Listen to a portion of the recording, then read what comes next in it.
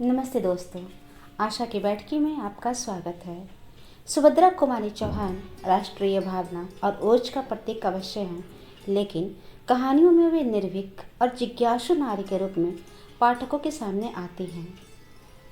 20वीं सदी के पूर्वार्ध में रचित उनकी कहानियाँ आज भी प्रासंगिक हैं।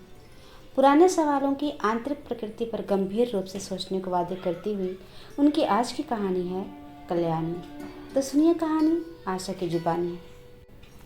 विवाह के बाद नववधू को लेकर जब बैरिस्टर राधा रमन घर लौट रहे थे तब रास्ते में ही एक रेल दुर्घटना हो गई। कई बाराती घायल हो गए।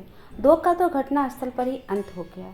मरने वाला एक लॉ का विद्यार्थी था और दूसरे थे स्वयं बैरिस्टर राधा रमन। मृत्यु के कुछ क्षण पहले एकाएक राधा रमन ने आंखें खोलकर चारों तरफ देखा। पास ही बैठे हुए अपने मित्र जयकृष्ण से कहा, कल्याणी को मैं तुम्हें सौंपता हूँ। यह चाहे तो इसका विवाह भी कर देना, इससे कोई कष्ट न होने पाए। अधिक वह कुछ बोल न सके और उनका प्राणांत हो गया। घायल बारातियों के साथ नववधू कल्याणी को लेकर जयकृष्ण घर आए। 2 दिन पहले कल्याणी के सौभाग्य पर बहुतों को ईर्ष्या हुई थी। आज घर घर में उसके दुर्भाग्य की चर्चा थी। उसका मुंह देखना तो दूर, सौभाग्यवती स्त्रियां उसकी छाया से भी डरती थी। वे सोचती, यह स्त्री कितनी अभागी है कि इसके परिवार में तो कोई था ही नहीं। विवाह का कंगन भी ना छूट पाया था और यह वैधव्य मुंह बाय निगल जाने को खड़ा हो गया। वरना क्या उसी दिन उसी ट्रेन में रेल दुर्घटना होनी थी। कुछ भी हो, घर घर बड़ी बुढ़ी स्त्रियों में यही चर्चा थी कि यह अपने सत्यानाशी पैरों से जिस घर जाएगी उसी घर में कोई दिया जलाने वाला न रह जाएगा। धीरे धीरे यह बात जयकृष्ण की पत्नी मालती ने भी सुनी। पति और संतान के लिए हिंदू नारी क्या नहीं कर लेती। उनके कल्याण के लिए अपना तन मन सभी कुछ निछावर कर सकती है प्रसन्नता से। और जिस बात में उनके किंचित मात्र भी अहित होने की शंका होती है, वह काम हिंदू नारी कभी कर ही नहीं सकती। मालती का जी अंदर ही अंदर घबरा उठा। वह क्या करे।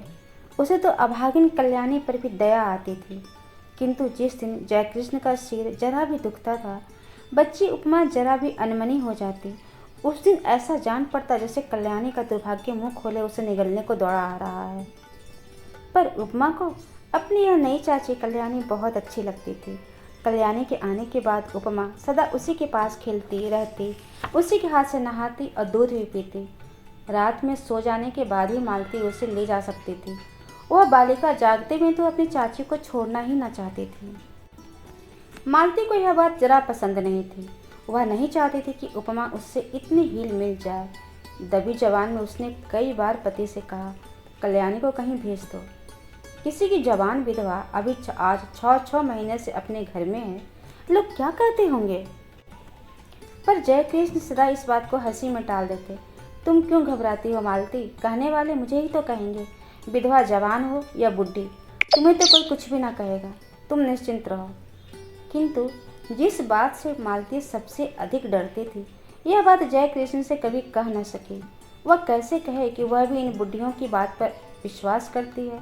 उसे रात दिन अपने पति और बच्ची के अमंगल की आशंका बनी रहती है।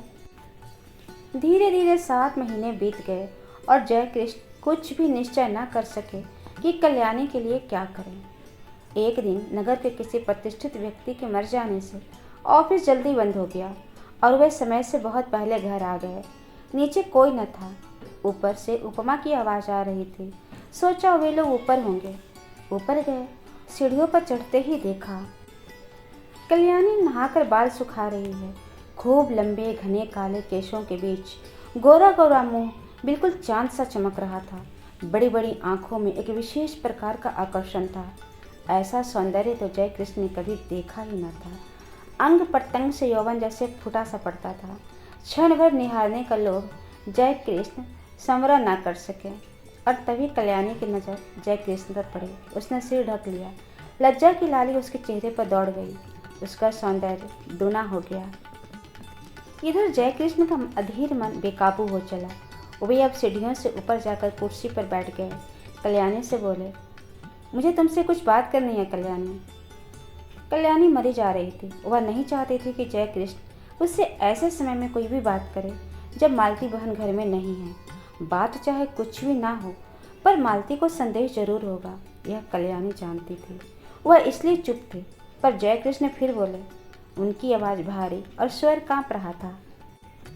कल्याणी, मृत्यु के समय राधा रमन तुम्हें मेरे हाथों सौंप गए हैं। मेरा कर्तव्य तुम्हें सुखी बनाना है, किंतु सुख का मार्ग तुम्हें ही निश्चित करना पड़ेगा। कल्याणी ने आंख उठाकर जयकृष्ण की तरफ देखा, किंतु देख न सकी। उनकी आंखों में उसने कुछ देखा। उसे अच्छी तरह ना जान सकी कि वह क्या था, किंतु उस दृष्टि में कुछ था जिससे कल्याणी सिहर उठी। एक प्रकार की बिजली से उसके सारे शरीर में दौड़ गई। यह उसका पहला अनुभव था। कल्याणी ने कहा, आप जो ठीक समझे करें, मैं कुछ नहीं जानती। अच्छा होता कि आप बहन जी के आने पर मुझसे बातें करते। सुशीला बहन जी के घर में गई हैं बहन जी। अच्छा तो ठीक है, उनके आने पर ही मैं बात करूंगा कल्याणी, कहते हुए जयकृष्ण बाहर चले गए। मालती को यह बात मालूम होगी या स्वयं कल्याणी कह देगी, किंतु अगर आते ही उपमा ने यह कह दिया कि बाबू चाची के पास ऊपर बैठे थे, तो तुरंत तूफान खड़ा हो जाएगा घर में। इसलिए कल्याणी उसे कहानी कहकर बहलाने लगी। कल्याणी को लेकर कभी घर में तूफान खड़ा हो जाता तब उसका जी चाहता था कि धरती फटे और वह समा जाए। वह नहीं चाहती थी कि वह उनके सुखमय जीवन में विषाद का कारण बने, इसलिए सबसे छिपी छिपी रहती थी। वह यही चाहती थी कि किसी को उसके अस्तित्व का पता न लगे। अभागिन नारी जिसे परमात्मा ने सौंदर्य देते समय इतनी उदारता दिखलाई थी, उसके भाग्य में सुख का एक क्षण भी न लिखा था। सुशीला के यहाँ मालती को बहुत सी बातें सुनने को मिली। सुशीला की सास ने यहाँ तक कहा, दुल्हन, तुम्हें तो अभी अच्छा लगता होगा, सहेली मिल गई है, पर है वह कुलक्षणी, तुम्हारा घर भी चौपट कर देगी। निकाल बाहर करो उस छूत को घर से। मालती निश्चय करके लौटी थी कि आज वह जयकृष्ण से जरूर कहेगी कि अब वह कल्याणी को अपने घर में ना रख सकेगी। बहुत दिन रह चुकी। लौटते ही उसने देखा जयकृष्ण कमरे में लेटे अखबार पढ़ रहे हैं। उसने अंदर आकर घंटी की बटन दबा दी। उपमा सो गई थी। कल्याणी नीचे आई। मालती ने उसे चाय तैयार करने को कहा। सोचा चाय पीने के बाद कहूँगी, किंतु रहा ना गया।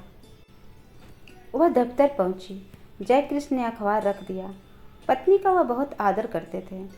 मालती के पास जाकर बैठ गई। बोली, मैं अभी सुशीला के घर गई थी। सब लोग इस बात से बहुत असंतुष्ट हैं कि हम लोग कल्याणी को अपने घर में रखे हुए हैं। वे लोग कहते हैं उसे कहीं और भेज देना चाहिए। जयकृष्ण की भ्रुकुटी टेढ़ी हो गई। उन्होंने कहा, तो जाकर उसका हाथ पकड़कर बाहर निकाल दो, तुम्हें रोकता कौन है? उनके स्वर में रूखापन था। उन्होंने करवट बदल ली। मालती चुपचाप चली गई। उसने सोचा, जान पड़ता है कुलक्षणी जीवन भर के लिए साथ आ गई है। कल्याणी चाय बनाकर तैयार करके चाय की मेज पर सजाकर ऊपर चली गई। चाय पीते पीते जयकृष्ण ने पत्नी से कहा, जिसे ईश्वर ने ही कष्ट देने में कोई कसर नहीं की, उसे हम और क्या कष्ट दें। मरते समय राधा रमन उसे मेरे हाथों सौंप गए हैं। कुछ दिन और बीत जाने दो। 1 साल के बाद वह जो चाहेगी वही करेगी। पढ़ना चाहती है तो वहाँ भेज दूंगा, चाहेगी तो उसका पुनर्विवाह भी कर सकते हैं, पर वह मुझे या तुम्हारी बच्ची को खा नहीं सकती। बेफिक्र रहो। लोग कहते हैं बकने दो। दुनिया में हर किसी को प्रसन्न रखने की कोशिश करने वाला किसी को ये प्रसन्न नहीं रख सकता। मालती बोली, मैं यह नहीं कह सकती हूँ कि उसे आज ही कहीं भेज दो, ऐसा मैं कह भी नहीं सकती, पर 15 दिन के बाद मुझे माँ के घर जाना पड़ेगा। मेरी भतीजी का ब्याह है। कल्याणी यहाँ अकेली रहेगी? जयकृष्ण बोले, अकेली क्यों रहेगी, उसे भी साथ ले जाना। मालती ने उत्तर दिया, साथ कैसे ले जाऊंगी? सगुन साहित्य के दिन लड़की पर इसकी छाया पड़ी तो? लोग तो बड़ी बुढ़ी विधवा की छाया से भी हल्दी चढ़ी लड़की को बचाते हैं। फिर जान न पहचान ऐसी स्त्री को जबरदस्ती उनका मेहमान क्यों बनाओ? उन्हें अच्छा ना लगे तो? जयकृष्ण ने खींच कर कहा, तो फिर ठीक है, कल्याणी यहीं रहेगी। बुधिया की माँ को दिन भर रहने के लिए कह देना, उसे कुछ और पैसे दे दिए जाएंगे। ना चाहते हुए भी आखिर एक दिन कल्याणी को घर में अकेली छोड़कर मालती को जाना ही पड़ा। जाते समय बुधिया की माँ को उसने अच्छी तरह समझा दिया कि बाबूजी को खाना वही परोसेगी। कल्याणी से भी कह दिया था कि वह बाबूजी से जैसा पर्दा करती है वैसे ही करती रहे और बुधिया की माँ रात दिन यहीं रहे। मालती चली गई। अब जय कृष्ण प्राय देर से जाते और जल्दी लौट आते। कभी कभी वे दफ्तर जाते ही नहीं। यह बात ध्यान देकर कल्याणी ने देखी। बुधिया की माँ जो चौकीदारी पर नियुक्त थी वह कुछ समझ न सकी। पहले ही दिन खाना परोसने गई थी। जय कृष्ण की एक डांट लगते ही लौट कर बोली, बहू तुम ही खाना परोसो, मुझसे न बनेगा, बाबूजी खुशात हैं।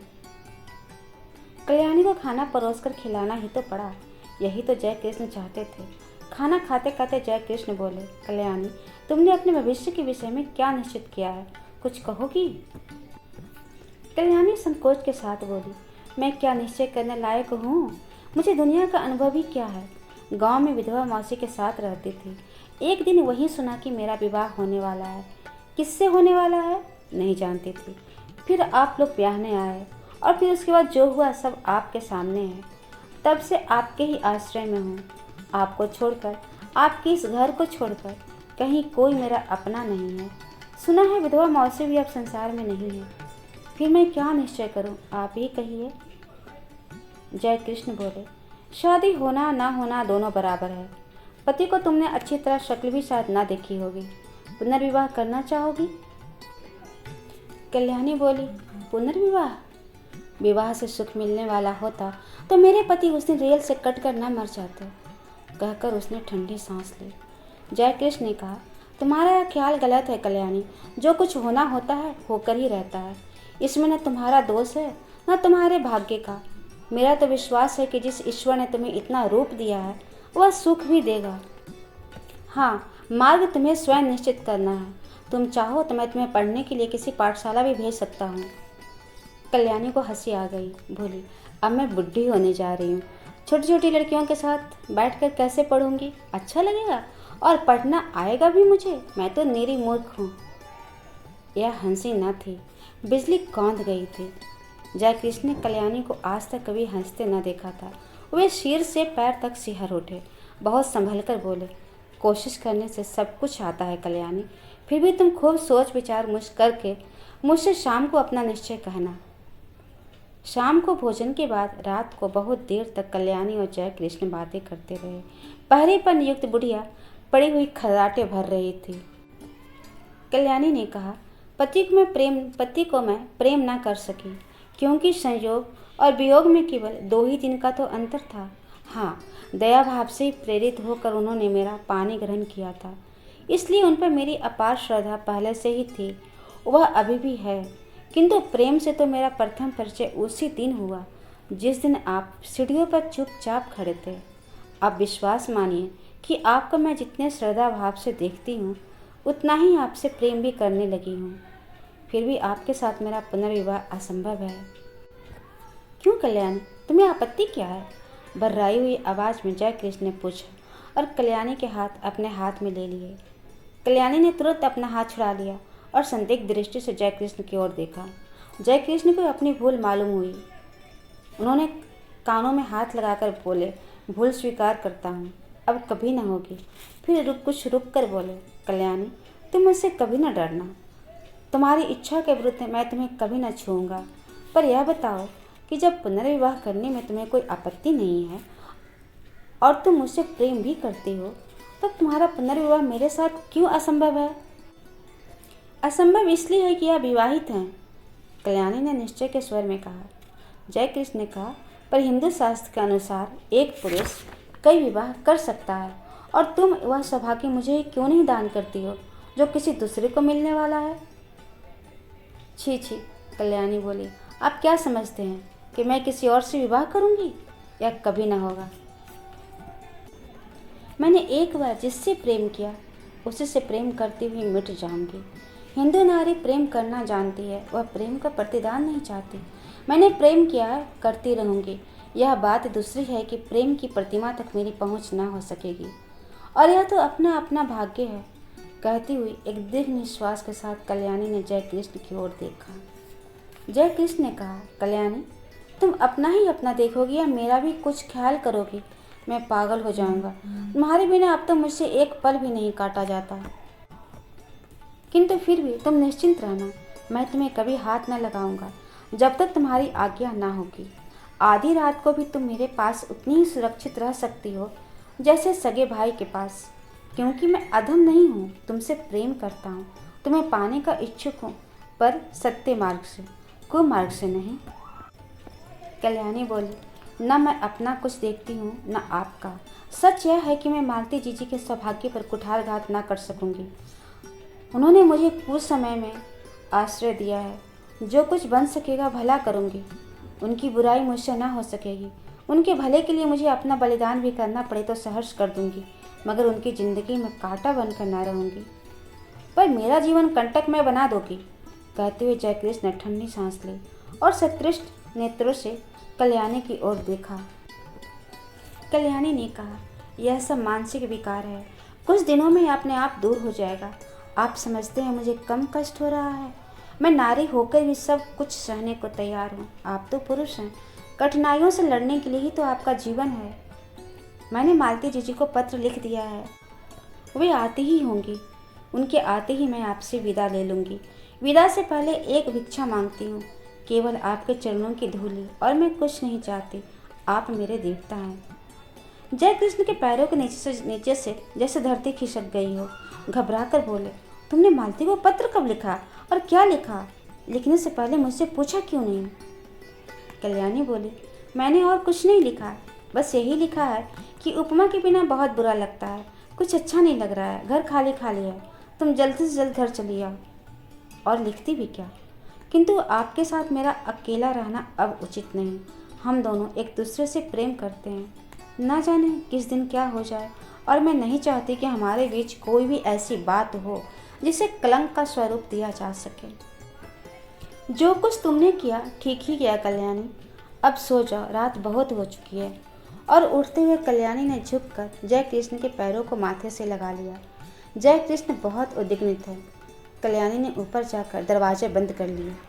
जयकृष्ण खाट पर पड़े पड़े करवटें बदलते रहे, उन्हें नींद ना आई। दूसरे दिन मालती दोपहर की ट्रेन से आ पहुंची। दफ्तर से लौटते ही जयकृष्ण ने देखा उपमा खेल रही है। रात भर सो न सकने के कारण उनका चेहरा उतरा हुआ था। मालती ने देखते ही पूछा, क्या हुआ, क्या तबीयत खराब थी?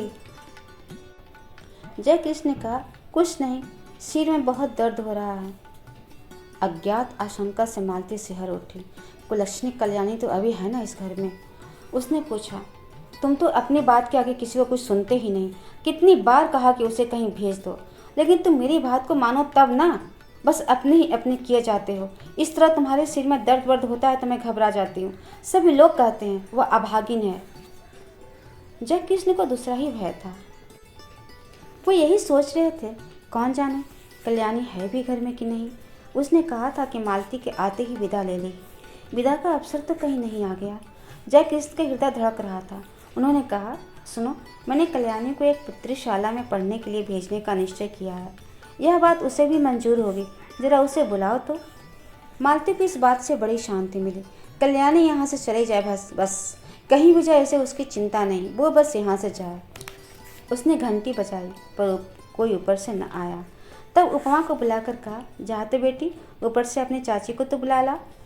उपमा ने कहा, चाची ऊपर नहीं है। घबराकर मालती ने ऊपर नीचे सभी कमरे खोज डाले, कल्याणी का पता नहीं लगा।